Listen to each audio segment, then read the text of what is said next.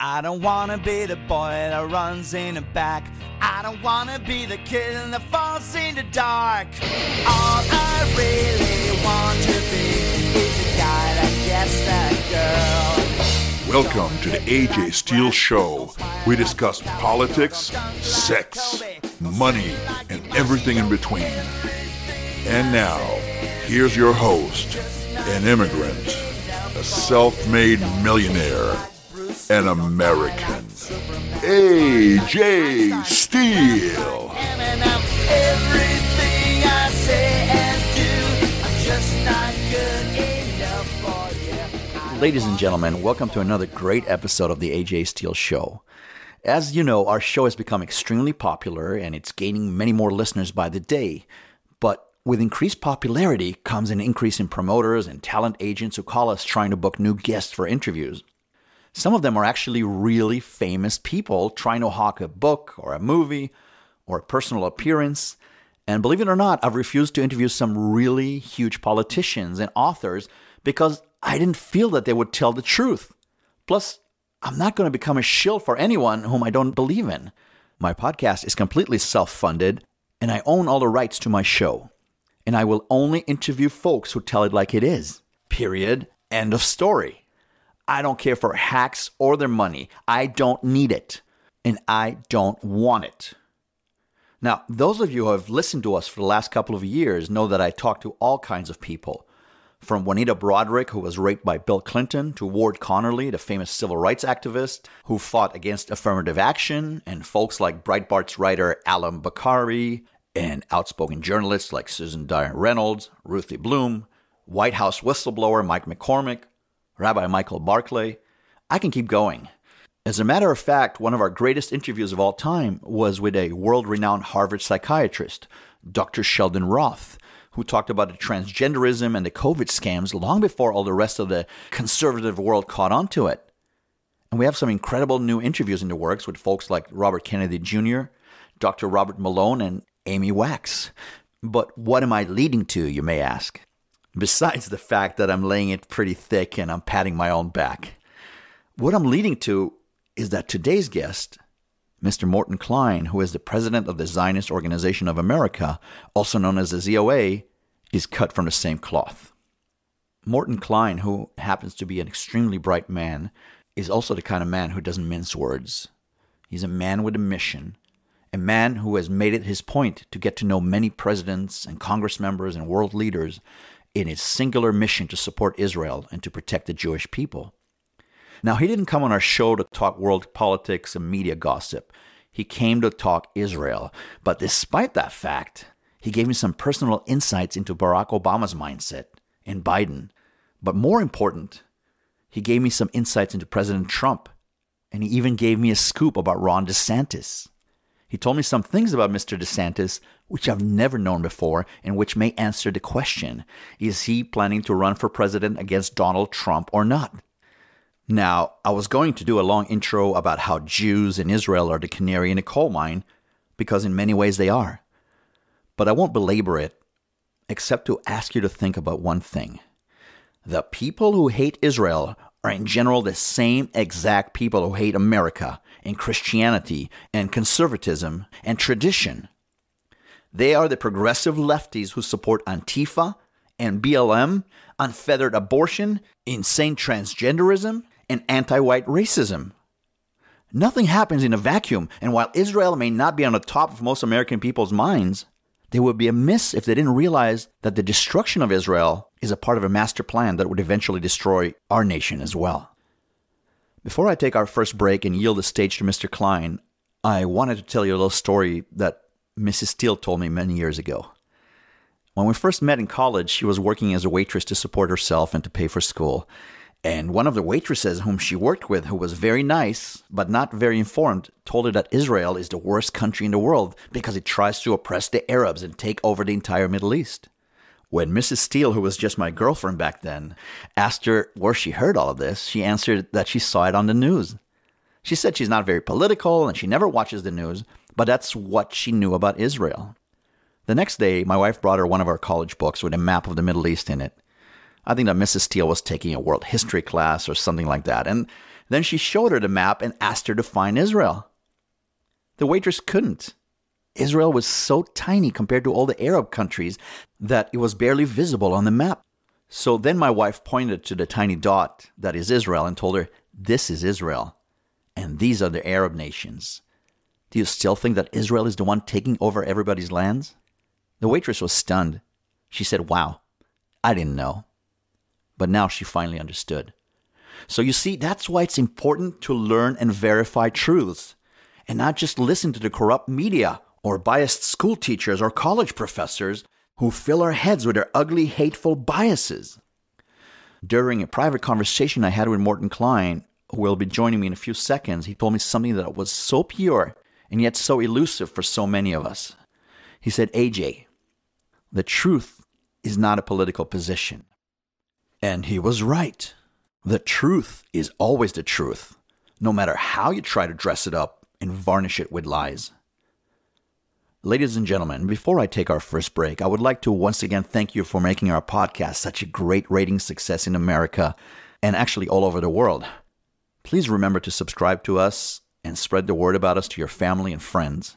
It will never cost you anything to listen and subscribe to us, but it will be a great honor for me if you join our family.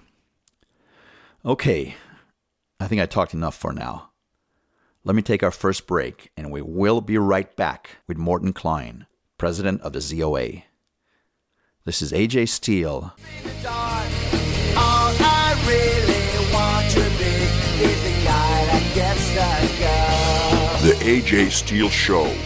Think of your loudmouth best friend, hated by all the wives, because he tells it just like it is. Finally see your love belongs to me. Mr. Klein, welcome to the AJ Steele Show. I've heard about you for a long time. It's an honor to be with you today. Well, the honor is all mine. I've been following your career for many years now, and I admire the fact that unlike so many politicians and prominent Jewish Americans, you never seem to hold back. I've seen you attack Barack Hussein Obama when practically all other American Jews were kissing up to him, not to mention that you said that Natalie Portman is beautiful but not too bright, and you even dared to take on the antisemitism of BLM and Antifa when the so-called Jewish intelligentsia was still extolling their virtues. And now you've taken on, successfully I might add, on someone whom I consider to be a low IQ punk, Kanye West. Look, I promised to ask you about all these folks because our listeners are asking me about them, but I wanted to start by finding out from you where you got your passion. So would you please tell our audience a little bit about your history from the beginning and how you've decided to start bucking the norms and telling it like it is? Well, I'm a child of Holocaust survivors. My father was in Auschwitz. My mother was in Siberia during the Holocaust. I lost virtually my entire family. I never met my grandparents. My father lost his first family. He lost 8 brothers and sisters. My mother lost half her family. And I was born in a displaced persons camp in Germany, in Neu-Ulm. Germany happens to be the suburb of where Albert Einstein was born. In fact, I went all over that town. I saw nothing but statues of Albert Einstein, not a single one of me. I was very disappointed. Anyway, but and we came to America, and to make a long story short, just really get to the point, I love mathematics. I taught math in high school and college. I worked as a biostatistician, doing medical research with the greatest chemist, 2-time Nobel Prize-winning chemist who ever lived, Linus Pauling. Doing medical research with him, that was an extraordinary experience. And my wife began to complain that I'm not using any talents that God may have blessed me with for my people, our people, the Jewish people in Israel. She said they're getting bashed in the media. The whole world hates them. Anti-Semitism is bad. Even 30 years ago, my wife brought this up. And I said, I don't know anything. How can I fight for Israel? I couldn't answer a single question about it. Look, I care about Israel. So I read everything to learn everything. And then my daughter came home with a history textbook used in 200 high schools and universities, the best-selling history textbook in the country. Every paragraph about Israel had one or more lies. Every paragraph about Israel had one or more lies. I went to the school board meeting. I complained. The Jewish members of the board wanted me to stop this. This is bad for the Jews. It only increased anti-Semitism. The Christians wanted me to continue because they don't want their kids learning falsehoods. They didn't care especially about Jews or Israel, but if it's not true, we don't want them to learn it. Fortunately, the superintendent wasn't Jewish. I sent a letter to with him to the textbook company. Anyhow, I rewrote the text. I had other successes. The biggest travel guide company in the world, Bedeker's Travel Books. It's the oldest, most prestigious travel company. Their guide to Israel and Jerusalem, 100 Lies. I wrote articles about it. They invited me to come to Germany. They hired me to rewrite the textbook. I did many such things. People from the Zionist Organization of America came to me, said, we'd like you to be the national president, to run for it. I said, I don't know how to be president. I don't want to be president. It doesn't pay any money. I want this. I said, look, you can't win. You're running against the incumbent. But we think if you run, it'll make him more inspired to be activist. And I said something no politician will ever say. I said, if you promise me I won't win, I'll run. I ran and won. And the very first thing I did is fight Oslo. Oslo, predicting this will lead to disaster, that Arafat's been a career terrorist, a career Jew hater, a career American hater. The entire Jewish world supported it. I didn't. I was bitterly attacked already as a warmonger, as an extremist. Of course, we now see that it was a disaster. And then I fought against the Gaza withdrawal, Israeli policy of throwing 10,000 Jews out of Gaza and northern Samaria. I said this will lead to Hamas entity, and missiles will come flying. We had a vote in the organized Jewish world, the umbrella group of which ZOA is a charter member. The vote was 50-1. ZOA was the only one to vote against throwing the Jews out of Gaza. The only one. That means every group voted for it. AIPAC, AJ Committee, ADL, Orthodox Union, Camera, JINSA, everyone. Only ZOA.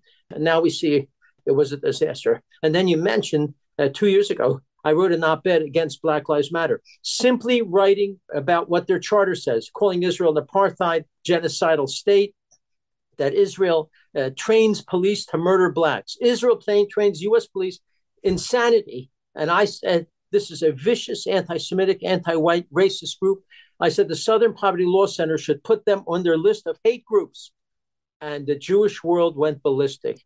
51 Jewish leaders signed a petition calling me a racist, demanding I be thrown out of every group. They didn't refute a single thing that I wrote. They just called me a name. And of course, I continued my fight. We now see openly and clearly what a corrupt, racist group Black Lives Matter is to this day. And remember, I was talking about Black Lives Matter, the group. I wasn't talking about all blacks. I was talking about that organization. Of course. The only people who defended me were Melanie Phillips, Caroline Glick, and Alan Dershowitz defended me. He figures if he can defend Trump, he can defend me. So yes. I apologize. Not a single. Now that we see how horrible that group is, not a single Jewish leader apologized to me for that awful attack on me. Well, the Jewish people have always been in war with themselves. You can go to the Bible and look at that. Mm-hmm. But let me ask you about more recent developments. So as the president of the Zionist Organization of America, you sure seem to have a gargantuan task that is getting harder and harder every day. This is not the America of 30 years ago. Heck, it's not even the America of 15 years ago. It seems to me like our nation is racing towards a moral and societal decline, which only leads to anarchy. I mean, this is the kind of reality where anything goes. Violence, lawlessness, loss of civility. And we all know that these type of times are horrible to all people of tradition and religion and Christians and conservatives. But there is one race of people which always seems to take the brunt of this anarchy and bloodlust. In our private conversation before this show, you told me something that shocked me. You said that you've never been as scared about the future as you are now. Would you please elaborate on what you told me for our audience? Well, as a Jew and a human being and as an American, we've seen Jew hatred rising dramatically on campuses, in the media, in Congress. And there's no pushback. If you say anything at all hostile to most other groups, from blacks to Hispanics to gays, you'll be attacked bitterly. There'll be pushback beyond belief. You can't do it. If you condemn Jews, there's no problem whatsoever. And I think the reason this is happening is because of no pushback, including in Congress. And this is the biggest thing. We've never had so many open, public anti-Semites, Jew haters, in Congress as we have now. Ilhan Omar of Minnesota has called Israel evil, has said Jews get support in Congress only because we bribe them. They support boycotting Israel. They call Israel an apartheid racist state. Rashida Tlaib says all the same things. And let me read you Joe Biden, a few months ago, our president said, I admire Rashida Tlaib's intellect, passion, concern for people. You're a fighter, and God thanks you for it. So Biden praised an overt Jew hater, by the way, America hater too, AOC from Queens, the same types of vicious lies against Israel and Jews, and many others. And there's been no pushback. Charles Schumer and Pelosi have refused to criticize them by name. They had a resolution initially criticizing by name, and the Black Caucus told them, if you do that, we're not going to be supporting you. You're going to have trouble from us. So they backed off, and they just made a general condemnation of anti-Semitism. That doesn't do it. Anti-Semites are not intimidated by saying, I condemn anti-Semitism. They're intimidated if you say, I condemn AOC, Rashida Tlaib, Cori Bush, Jamal Bowman, Ilhan Omar for their bigotry and more.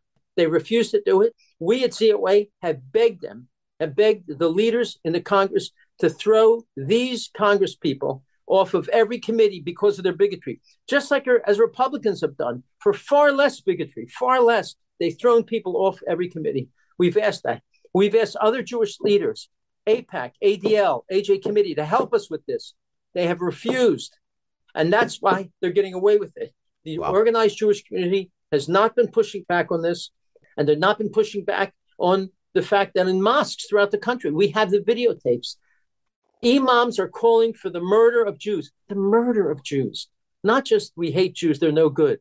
They're calling for violence, and they're afraid to do anything about it. And who now is physically attacking the Jews in Brooklyn, in Crown Heights, in Muncie, in Jersey City, in LA?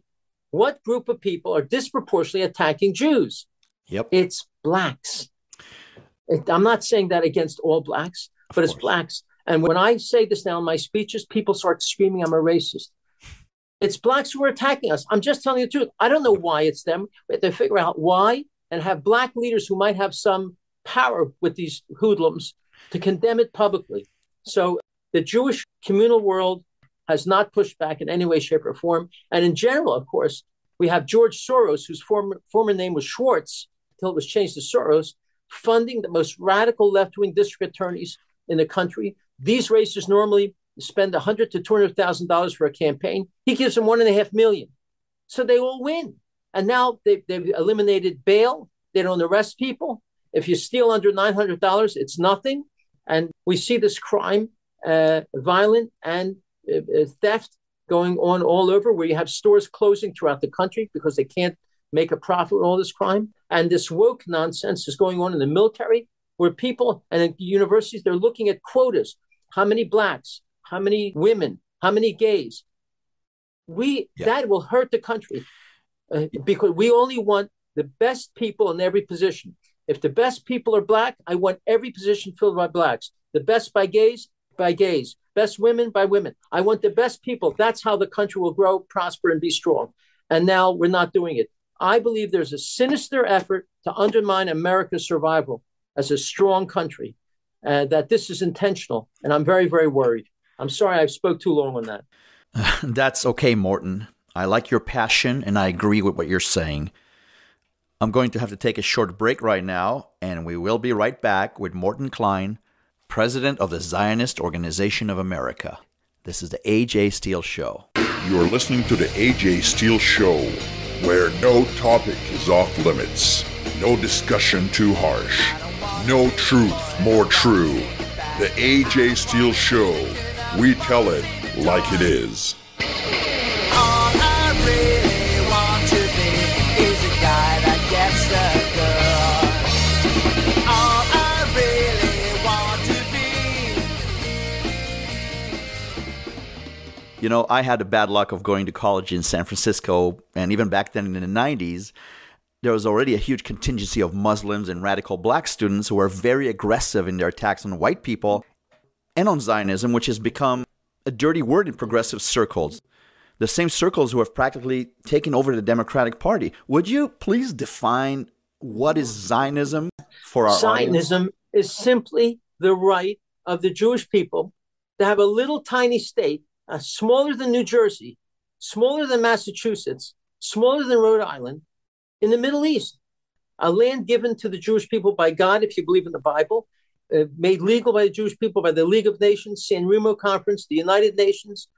And all Zionism means is that Jews have rights to have their own state. There are 57 Muslim states, 57. And in the Middle East, there are 23 Arab states, 23. And those states are double the size of the United States. Israel is 1/8 of 1%, the size of the Middle East countries, 1/8 of 1%. And all Zionism says is that Jews have a right to live in peace in this little tiny country. It means nothing more than that. And yet you see all these groups in college attacking Israel with nonsense lies. They don't attack Iran. They don't attack Syria. They don't attack Venezuela, Cuba, Russia, China, vicious human rights abusers. And they don't attack the Palestinian Authority. And do you know what the Palestinian Authority does when you talk about human rights abuse? They pay Arabs lifetime pensions to murder Jews. If you murder a Jew, Mahmoud Abbas gives you a lifetime pension whose average pay is 5 times the average of an average Palestinian. It's very lucrative to murder Jews. And the more Jews they murder, the higher the pay. They spend $450 million a year on these pensions.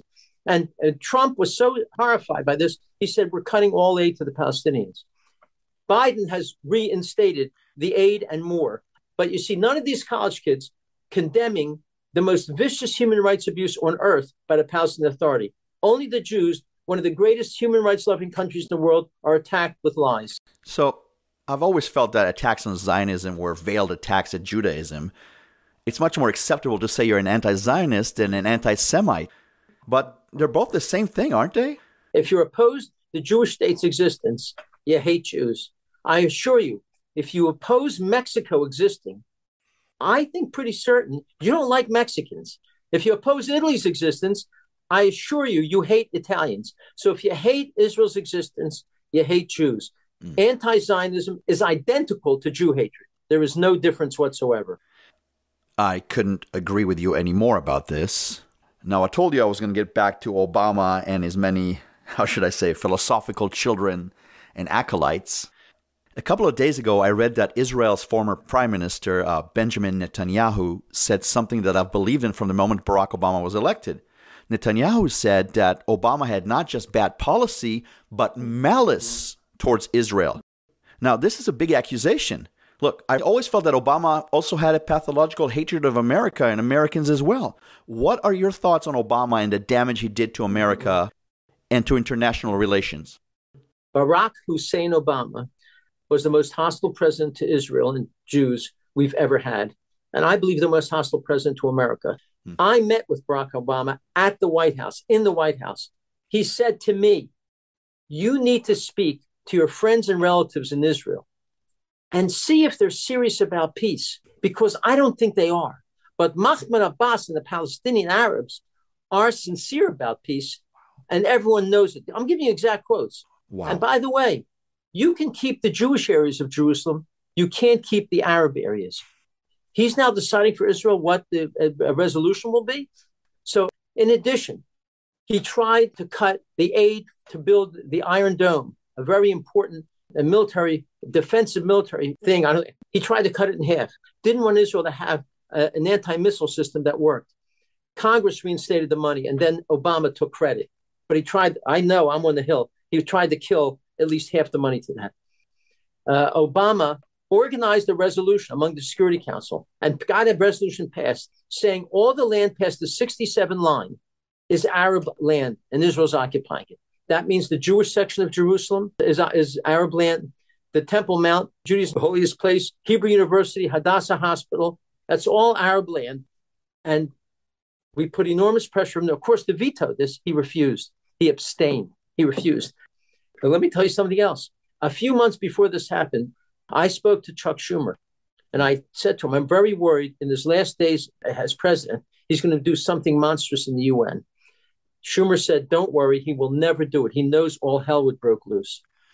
And I begged him to publicly speak out against it. He did not. And then you see what happened. He did get this resolution passed and refused to veto it. So Obama, by the way, he compared Israeli actions to Nazi actions in his first speech in Egypt. I remember. When Mubarak, I think he was the president of Egypt, when he came for his talk in Egypt, when he just became president, he invited the Muslim Brotherhood. Yep. Obama did. Mubarak says, don't you dare do that. They're my enemy. I'm not coming if you invite them. Obama said, tough. He invited them and put them in the second row, prime spot, even against what Mubarak wanted. So this man was hostile to America, hostile to Israel, hostile to Jews. And I even, after that resolution passed in the UN, I wrote that Barack Hussein Obama is a Jew-hating anti-Semite. It was redundant, but I called him a Jew-hating. He's now proven it. Over the years, he's been horrible. This proves it. When I wrote that article, 3 synagogues where I had the plans scheduled already to speak at canceled me. 3 synagogues canceled my speaking engagement with them because I called Barack Hussein Obama an anti-Semite, which he is. Well, that's American free speech for you, right? But Obama is gone, at least from the headlines. No. Obama is behind the scenes, and Valerie Jarrett working with Biden. Not only have people told me that, but almost every appointment that Biden has made, important posts, are friends of Obama. So he is not gone. He's just behind the scenes. And he can achieve much more because you have an image of someone who really is not a centrist, an image of a centrist. So he's been able to do much more radical policies getting through than he could do himself. So I do not believe he's gone. Well, whoever's in control, and I'm not even discounting or even disagreeing with what you just said, whoever's in control is 100% committed to making a horrible nuclear deal with Iran.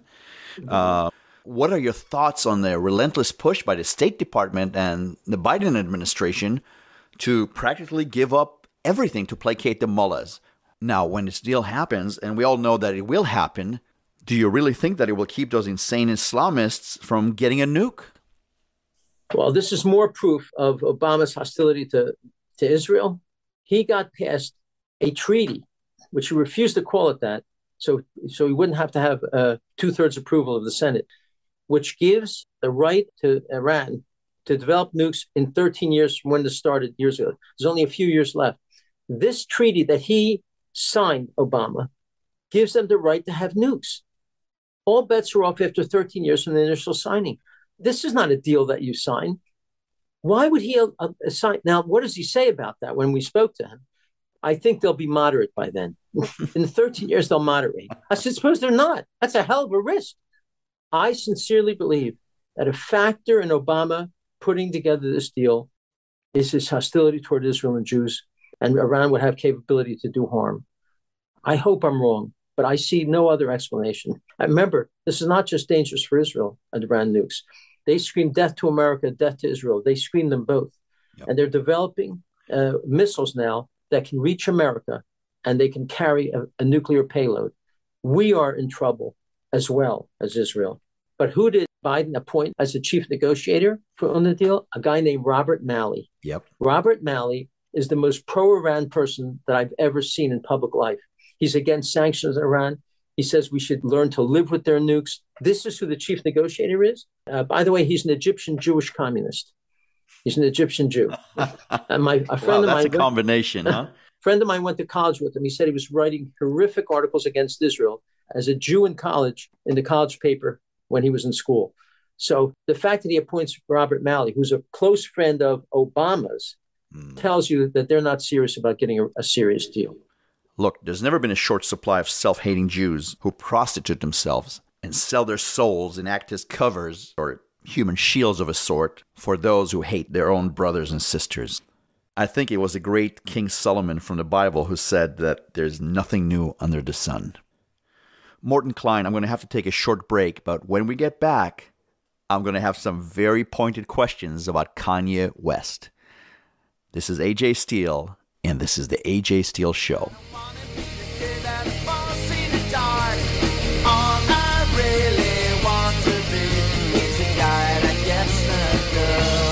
AJ Steele.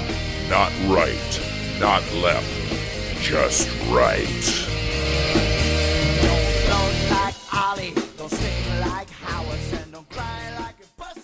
Look, we could talk hours about geopolitics and about the damage the American left and the European progressives are causing the world, but I wanted to touch on recent cultural issues here in America. The other day, a famous rapper, who in my opinion happens to be of a borderline intelligence and suffering from mental illness, started attacking Jewish people with standard anti-Semitic tropes that have been used by racists for years. I'm obviously talking about Kanye West or Ye or Yahoo or whatever his name happens to be. The interesting thing about this guy is that he supports President Trump and actually says some things that many conservatives, including myself, agree with. What are your thoughts about this man and the vile things he said about the Jewish people?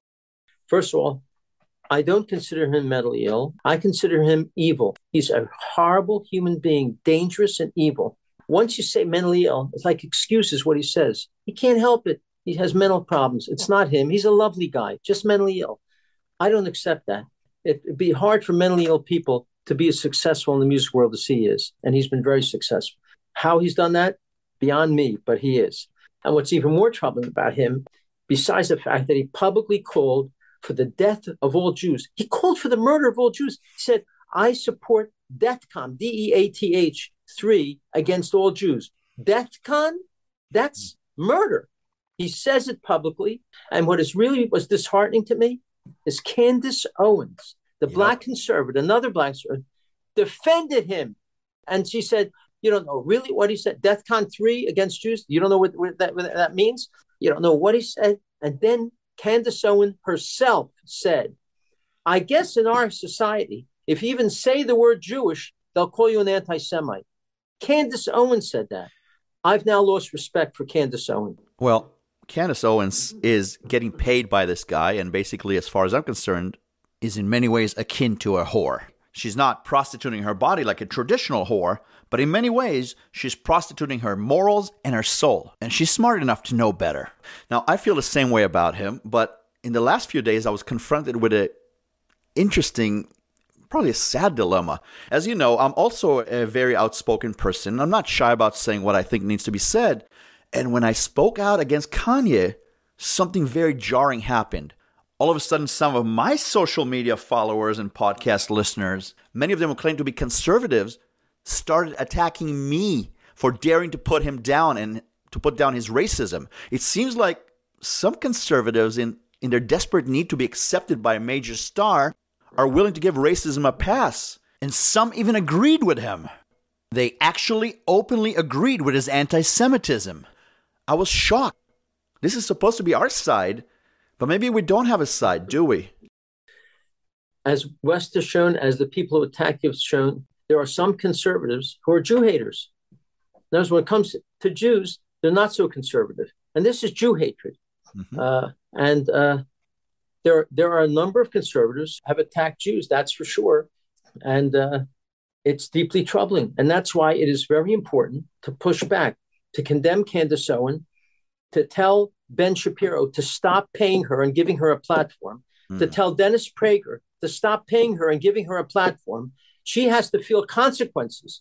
If she doesn't feel consequences, she'll continue doing it. That's why it's important to jump on this. That's why people are afraid to say anything negative about gays or blacks, because they know people will jump down their throats. And it stopped a lot of this inappropriate statements against these other groups. So that's what has to happen. And it is sad to find out that even conservatives can be Jew haters, even while they're conservative. Look, Ben Shapiro and Dennis Prager aside, I think Candace Owens found a new sugar daddy, so she might not need them anymore. Now, speak of sides, on the other side, my favorite ex-president, Donald Trump, wrote something on Truth Social that every pearl-clutching progressive Jew and Israel hater on the left had a major hissy fit about. He wrote, and I quote, "No president has done more for Israel than I have. Somewhat surprisingly, however, our wonderful evangelicals are far more appreciative of this than the people of the Jewish faith, especially those living in the U.S. Those living in Israel, though, are a different story. I have the highest ratings in the world. I could easily be their prime minister. U.S. Jews have to get their act together and appreciate what they have in Israel before it's too late." Now, I agree with everything Donald Trump said. Do you have a problem with it? Interesting. He made the statement 2 days after ZOA, the Zionist Organization of America, ZOA.org, if you want to go on our site, publicly announced, we are giving President Donald Trump our highest award, the Theodore Herzl Gold Medallion, that we've only given to Menachem Begin, Ben Gurion, Winston Churchill, because he has been the greatest friend to Israel we've ever had in the White House. And as I tell people, ZOA is a pro-Israel, pro-Jewish organization. We focus on that. Other issues is not our issue. And on that issue, he has been spectacular. And our Torah, our Bible, teaches us to express gratitude when good things have happened to you. We want to tell Mr. Trump, we appreciate what you've done for Israel and the Jewish people, and we thank you for it. So it is true. Not a single Jewish organization I'm aware of has given him an award for what he's done for Israel. If he was a liberal, there'd be awards coming out of his ears. So I think he's right. And what he said was, if you are not showing appreciation to your friends and instead showing appreciation to people who are not your friends, bad things are going to happen. That was not a threat. It was a warning. It was a warning. So I agree with his statement that Jews have not shown appreciation because they haven't. And that's why ZOA wants to rectify that, at least to some extent, by honoring him on November 13th, Pier 60 in New York City. You can go on our website, ZOA.org, and find that all about. We're also honoring Kevin McCarthy, who, if the Republicans win, will be Speaker of the House. Jason Greenblatt, one of the architects of the Abraham Accords, Israeli General Avivi. And Miri Adelson is going to be giving the award to President Trump, Sheldon Adelson's wife. And Alan Dershowitz is going to be giving the award to Jason Greenblatt. And we agree with Donald Trump. We have not expressed appreciation for what he's done for Israel and the Jewish people. He's even helped us file lawsuits against anti-Semites on campuses. He's helped with that as well. So I agree about Donald Trump. He was a wonderful president to Israel, and yet he didn't get any kind of respect from the Jewish community, which is very sad. Now, I do want to make the distinction that when I'm talking about the Jewish community at large, I'm talking about the progressive Jews, the lefty, secular, mostly non-religious Jews. As far as I know, a large percentage of Jews who happen to be conservative or Orthodox are huge supporters of President Trump. I guess the next question is, where do you think this whole thing is going? To me, it appears that anti-Semitism is becoming normalized again and accepted by both sides of the political spectrum. And yet most Jews are either nonchalant about it or frozen in fear and inaction. We know that the Europeans are anti-Semitic. We know that Muslims are. But in your opinion, is America also an anti-Semitic nation at its core? Look, Jew hatred, I like to use the word Jew hatred. It's clear what we're saying. And I hate when I say anti-Semitism to an Arab group. They'll say, well, we're Semites, so we can't be anti-Semite. So I said, fine, Jew hatred. Got it? You're not Jews. By the way, that's another thing that Kanye West says. He says, I can't be anti-Jewish because the blacks are the actual Jews. So I wrote to him, and I said, then Kanye, why don't I see you in synagogue fasting on Yom Kippur? Why aren't you keeping the Sabbath? Why aren't you keeping kosher? Why aren't you praying? Why aren't you laying tefillin? What the hell kind of Jew are you? So, I mean, it's nonsense. Of course. Jew hatred is becoming legitimized in mainstreams because we're not pushing back against the anti-Semites. And another factor, and I believe that college kids who start railing against the Jewish state of Israel and supporting the Palestinian Arabs is because we Jewish leaders, ZOA excluded, Israeli leaders, rabbis, Jewish media, don't tell the truth of the Arab war against Israel. We don't make it clear to college kids and everyone they're paying Arabs to murder Jews. Palestinian Authority is aiming hundreds of schools, streets, and sports teams after Jew killers. They're honoring and glorifying them. You know, there's a fight about Jerusalem that the Arabs say we want Jerusalem. Why aren't we telling the truth about Jerusalem? It's only been the capital under King David of a Jewish state. It's never been the capital of any other state. The majority of people living in Jerusalem since the first census, 1850, have been Jews. The Jewish holy books names Jerusalem 700 times. It's never in the Quran. Jerusalem is not holy to Muslims. This is a lie. Settlements, the college kids go crazy about settlements. There's not been a single new settlement built since 1993 when the Oslo agreements were signed. Any buildings within the boundaries of the existing settlements. Occupation means you stole someone else's sovereign land. There was never a country named Palestine. There was never anyone's sovereign land. I have details on it. I won't go into it. There's no occupation. And statehood, you know, people are screaming, just give them a state. They were offered a state 4 times in the last 20 years by Ehud Barak and Ehud Olmert. And I asked Ehud Olmert, the Prime Minister of Israel, how did he not accept? You offered 97% of Judea and Samaria, disputed West Bank, 3% of Israel proper to make up for the 3% you weren't giving him because there's hundreds of thousands of Jews there, and half of Jerusalem. Why didn't he take it? He said, Abbas said to me, I won't sign an agreement that says I accept Israel as a Jewish state. I'll never accept an agreement that says I can't bring millions of refugees into Israel. And I won't sign an agreement that says no further claims that the war is over.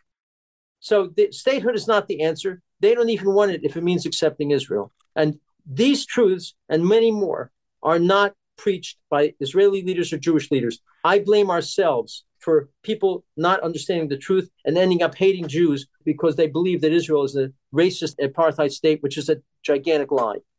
Well, you're a lot more positive than I am because you actually believe that the world is fair and that people care for the truth. I'm going to have to take a short break now. And when we get back, I'm going to ask you some questions about a governor from a little state called Florida, whom you seem to know very well. And I might even ask you some questions of his aspirations and his plans regarding the 2024 presidential race. This is AJ Steele, and we will be right back. All I really want to be is the guy that gets the girl. The AJ Steele Show. Think of your loudmouth best friend, hated by all the wives, because he tells it just like it is. Finally see your love belongs to me. Welcome to the last segment of our show. I'm sitting here with Morton Klein, president of the ZOA, the Zionist Organization of America. So, Morton, we talked a lot about folks who don't like Jewish people, anti-Semites, Jew haters, Jews that don't stand up for fellow Jews. But let's talk about some good ones.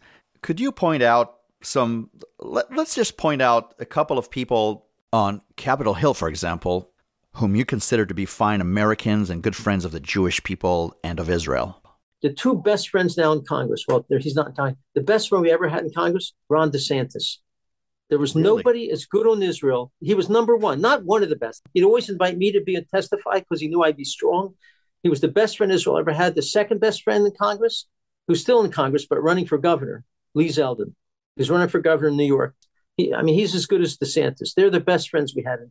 But people can say DeSantis lives in Florida and he needs that Jewish vote because there's a lot of Jewish people. There's a big electorate over there. I don't think his congressional district was so heavily Jewish.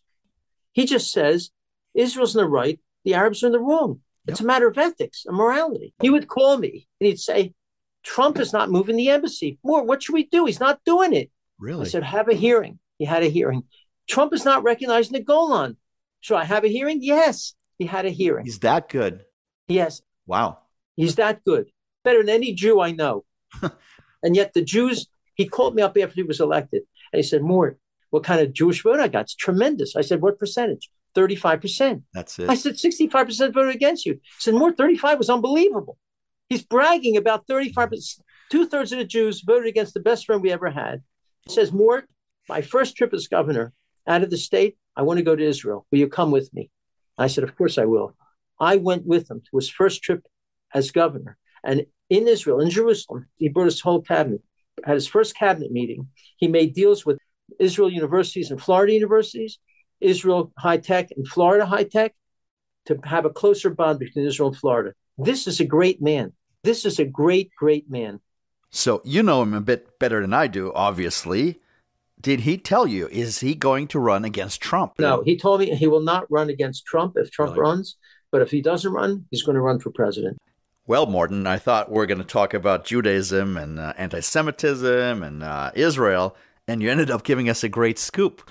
Not only about Ron DeSantis' plans to run for president or not to run for president, but about the kind of guy that he is. And I'm very, very impressed. You told me things that I didn't know about him, and most likely my audience didn't know about him either. And I love Trump, and I like DeSantis a lot. I like them both. And I guess it doesn't really matter who's going to run as far as the Democrats are concerned, because the Democrats and the media, the lapdog media as I call them, are going to just be guns and knives out for either one of them. Which leads me to my next question. As powerful and as resourceful as Israel is, it still remains completely dependent on the goodwill of the American people and the strategic needs of the American government. In the old days, Israel could depend on strong support from both the Democrats and the Republicans, but now it seems like it's become a partisan political issue. Heck, most American Jews, the left-leaning ones like the ones you told me about, they don't seem to care much about Israel either. Many of them openly attack it, and the rest want nothing to do with it. Where does this leave the one and only Jewish state? No, unfortunately, one of the two parties, I'm not saying this as a political statement, just as a facts as I understand it, Democratic Party has a dozen or more members who are hostile to Israel. And what's worse, they don't attack them. When I testified before the House Judiciary Committee on hate, Jerry Nadler is the chairman. I know him. He's a Jew. Yeah. When I started speaking about Ilan Omar and Tlaib and AOC and how they're not being condemned, he mounted his gavel and said, your time is up. Stop me. This is a Jew. He stopped me from speaking. So, and the Republican Party is much more supportive of Israel. It's just a fact. Yeah. By the way, 20 years ago, it was the opposite. The Democrats are much more supportive of Israel. Republicans were not. The Democrats have been infused with these left-wing people who have hostility to Israel and Jews. And there's been no pushback against them. And let me tell you, even really good members of that party on Israel have moved to the left on Israel because they feel they're forced to by the politics of their party. So until we get leaders in that party condemning strongly the racists in that party and the Jew haters, it's going to grow and fester. And I'm very, very worried about it. So that is, of course, a concern of mine. And also this whole woke business, critical race theory, which is anti-Semitic and... well, it's anti-white, it's anti-Christian, it's anti-tradition. It's anti all of that. That's right. But we need to elect people who fight against it. And if we don't do that, this country is going to continue to decline and become more and more filled with hate. It's a dangerous time. Morton, I think that you're right. These are scary times for America because the American dream, and I'm going to delve into something a little different just for a short time. The American dream is in a deep, self-inflicted decline as far as I'm concerned. The progressive left seems to be driving us off a cliff on purpose. How do you see America in the next decade? I don't really talk about this publicly. I'm all about Israel and Jews. It's my job. Yeah. I think there's something sinister going on, an attempt to transform America. Barack Hussein Obama said it when he was inaugurated. Yeah. This was the beginning of the transformation of America. And I said, when I watched them, what? America's wonderful. Of course, on the margins, you can always improve things. Basically, it's a wonderful country. We all have opportunities. Look, I came here. I only spoke Yiddish. I didn't speak English. My parents, in my home, I spoke only Yiddish. Wow. We had no money. I lived in all really poor Black neighborhoods. We never had a car, no vacation. But simply by my studying hard and working hard and doing my best and a little bit of luck, you can have a beautiful life in America. They want to undermine America, move it toward a socialist communist country. And people like George Soros are pushing that. And by the way, ADL, the Anti-Defamation, defends George Soros, says anyone who attacks him is an anti-Semite. No, he happens to be Jewish. I attack him. I attack him for what he does and his policies, not because he's Jewish. It's irrelevant. And yet he gets defense because I think he probably gives them money. So I think there's something sinister to undermine America as a strong military country where people have incredible opportunities. And we need leaders to come out and speak out and say these things. Right now, we have almost none who want to say this because they're afraid of being called a racist and things of that nature. I've been called that. I can tell you, you can survive even though you're called that. I've been called that many times, and you've been called that. As you can tell, I think I have a little bit of a brown tint to my skin, so I think I am a minority as well. So I also came to America at 13. I lived in a trailer park with my grandma, who was a Holocaust survivor herself. She survived Auschwitz. And wow. I've been very lucky, and that's why I love this country so much. It's been really good to me and my family. It's given me everything that I have, and that's why I fight for it. That's why I believe in it so much. Now, switching topics, or rather going back to other topics, I asked you about America's decline. Now, I want to ask you a little bit about Israel. Israel seems to have its own problems with a population that seems to be split fairly evenly between the left and the right. I asked you about America in 10 years. Where do you see Israel in the next 10 years? Actually, there's more right of center Jews than left of center. The Arab Party makes up another part of the left. And as Donald Trump said, Israel keeps having elections and nobody gets elected. They really have to change their electoral system. You can't have this. It's just awful. So, I mean, Naftali Bennett made a terrible mistake bringing in an anti-Israel party, Ra'am. They're really the Muslim Brotherhood. And I know Naftali Bennett. I thought he'd never do this. I guess the allure of power was too strong. And he wasn't able to even fight back against Gaza. There's all sorts of things he didn't do because Ra'am said we'd leave. Because if they leave, the government comes down. They only had a one-seat advantage. And Netanyahu, I will tell you, is not a strong right-of-center guy. During 12 years, he hasn't built a single community in Judea and Samaria. He publicly made speeches supporting a Palestinian state. So I don't think he's the strongest. The strongest really are Smotrich and Ben-Gvir. Now, it's interesting. Ben-Gvir is being attacked even by friends of Israel. Menendez and Brad Sherman interfering in the Israeli election. Don't you let him in the government. Ben-Gvir simply is saying, if you're a terrorist, death penalty. If it's clear that you're not loyal to the state as a Jewish state, we're going to deport you. Because Israel's lived in misery from terrorism since its refounding in 1948. That's all he's saying. And now the UAE foreign minister has condemned Israel. Don't you allow Gvir and Smotrich in the government. Now, isn't it amazing? They condemn these people who really have said nothing other than the truth. They never say anything about Mahmoud Abbas, who pays people to murder Jews, who names hundreds of schools and streets and sports teams after Jew killers. That's okay. Gvir, he's an extremist. Isn't it remarkable? Isn't it remarkable? So it is high time for the Israelis to tell the truth of the Arab-Islamic war against Israel in the West and the truth of the terrorist dictators that are running many of these countries, including the Palestinian Authority. Look, I don't get too involved or too deeply involved in Israeli politics because I don't know a lot about them, and plus because I am an American living in America. But I seem to remember a guy many years ago whom I never liked until I grew up. His name was Meir Kahane, and they treated him very similar to the way they're treating these guys right now in Israel. And they're treating Trump the same way here in America. They're trying to erase him. They're trying to get rid of him. They're trying to call him a racist and every other name in the book when he's clearly not any of those things. So that's politics. Look, Deborah Lipstadt, our envoy on anti-Semitism, former professor at Emory, has called Trump a Nazi and compared him to Nazis and compared this administration to Goebbels and the Nazi administration. Deborah Lipstadt. Well, doesn't Trump have a Jewish daughter and Jewish grandchildren last time I checked? Orthodox Jewish, more religious than any of my Jewish friends. And they go to Jewish day school, Ramaz, and they call him an anti-Semite. And, you know, one of the ugliest lies that Biden and others have said is that he called Nazis in Charlottesville, that there are fine people among them. He said there are fine people among those who want the Robert E. Lee statue down and those who want to keep it up. And the next sentence, he said, and of course, I don't mean neo-Nazis and white supremacists. They're condemnable. He condemned them explicitly, and yet they keep claiming he called Nazis fine people. A total lie.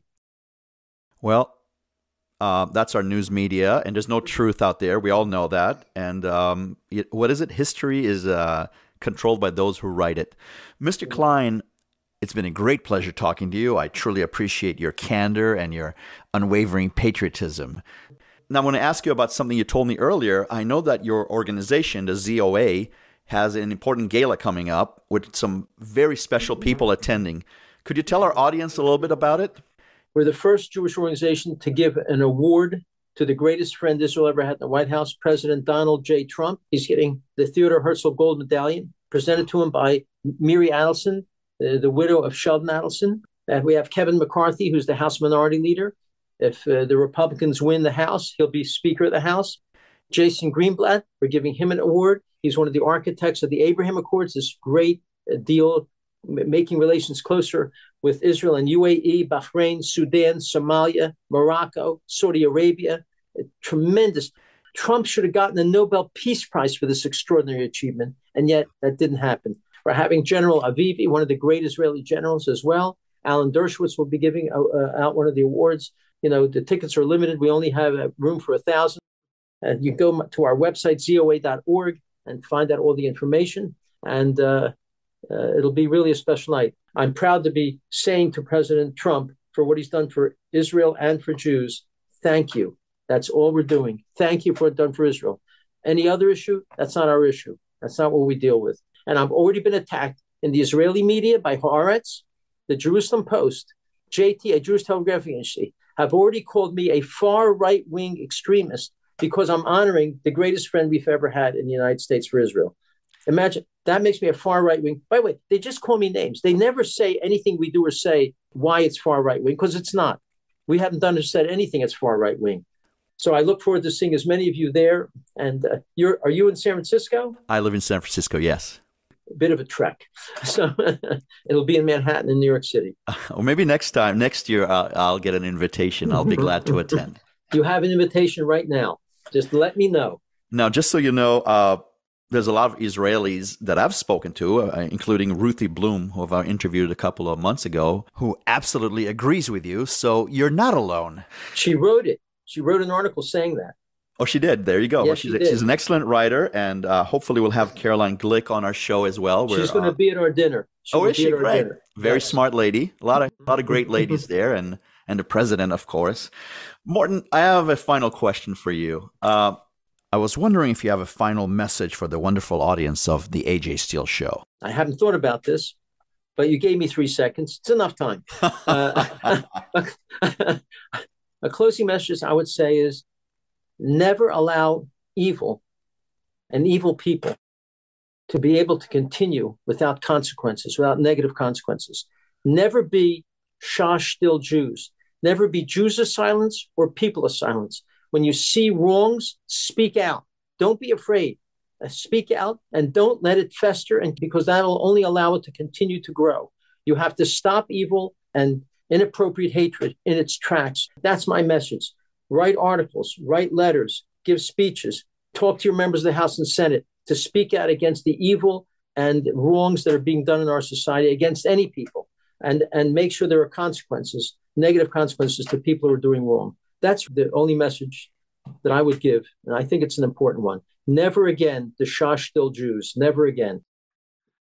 Morton Klein, thank you so much for coming on the AJ Steele Show. It's been a great honor of mine and a pleasure speaking with you. I wish you great success with your mission, and I will always continue watching and admiring your good work. So kind of you. I don't get too many nice comments made. Thank you for inspiring me and giving me strength. I appreciate it very much. And thank you for having a program that allows people to tell the whole truth. That's becoming more and more difficult in this cancel culture era we're living in. All I really want to be is a guy that gets the girl. All I really want to be. All I really want to be is a guy that gets